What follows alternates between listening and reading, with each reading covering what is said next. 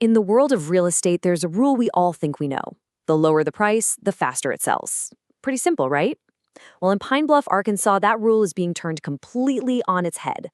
We're about to dive into a truly fascinating housing paradox. I mean, think about it. You'd expect the biggest bargains to just fly off the market. But what if they didn't? What if the homes with the most attractive price tags were actually the ones collecting dust? Because in Pine Bluff, that's exactly what's happening. So let's start by looking at the core of this contradiction. It really comes down to two key numbers that just don't seem to add up. Okay, get ready for this first number, $139,950. Now, for anyone used to big city housing prices, that looks like a typo. But it's not. That is the actual median list price for a home in Pine Bluff. Incredibly affordable. And to put that into perspective, the median price for the entire state of Arkansas is over $315 grand. So Pine Bluff isn't just a little cheaper, it's a massive bargain. You'd expect a feeding frenzy, right? Buyers lining up around the block? Well, not quite. And here's where the paradox really kicks into high gear. 91. That's the median number of days a home in Pine Bluff sits on the market. We're talking 3 full months. That's the real question, isn't it? If you can buy a house for a price that low, why is nobody biting? To understand what's really going on here, we have to play detective and start looking for more clues in the data. So let's dig a little deeper into the market data. We're going to treat each one of these dots like a piece of a puzzle we need to solve. This chart really just says it all, doesn't it? Look at that massive gap. Pine Bluff is nearly $300,000 cheaper than the national median. On paper, it's an undeniable, absolute steal. And yet, despite those rock-bottom prices, homes in Pine Bluff actually take longer to sell than in the rest of the state and across the nation.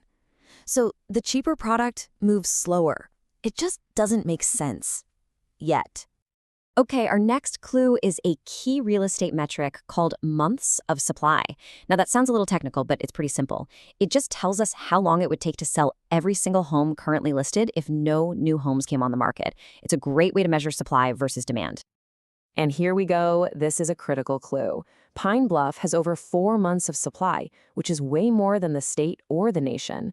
This means there's a much bigger backlog of unsold homes compared to the number of active buyers. The demand simply isn't there to absorb all that supply. So we have low prices, slow sales, and way too much inventory. What does that actually feel like for the sellers on the ground?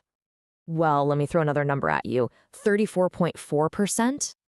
That number represents the portion of sellers who have had to lower their asking price. We're talking more than 1 in 3. Just think about that for a second.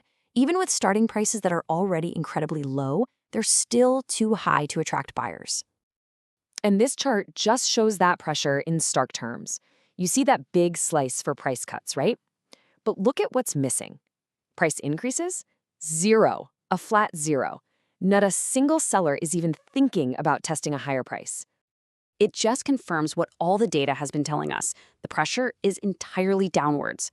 This signals really low seller confidence and a profound lack of any kind of buyer competition.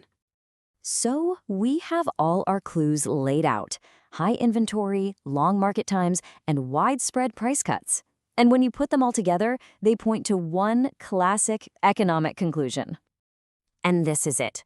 Pine Bluff is a textbook example of a buyer's market. The buyers hold all the cards. They have plenty of options, lots of time to choose, and a very, very good chance of negotiating an even lower price. Let's just run down the checklist one last time. High inventory? Check. Long time on the market? You bet. Check. Frequent price cuts? A big check. It all comes back to one thing: weak demand that just can't keep up with the supply. So, mystery solved. You know, this whole paradox teaches us a really crucial lesson. While price is obviously a huge factor in real estate, it isn't everything. There are deeper forces at play. These two lines tell the entire story. A massive price discount of over $175,000 compared to the rest of the state doesn't lead to a faster sale. It actually leads to a slower one. This proves that price alone is just not enough to create demand. And that leaves us with one final thought. The paradox in Pine Bluff shows us that a healthy housing market needs a lot more than just affordability. It needs jobs, it needs amenities, it needs a growing population, all the things that create real demand.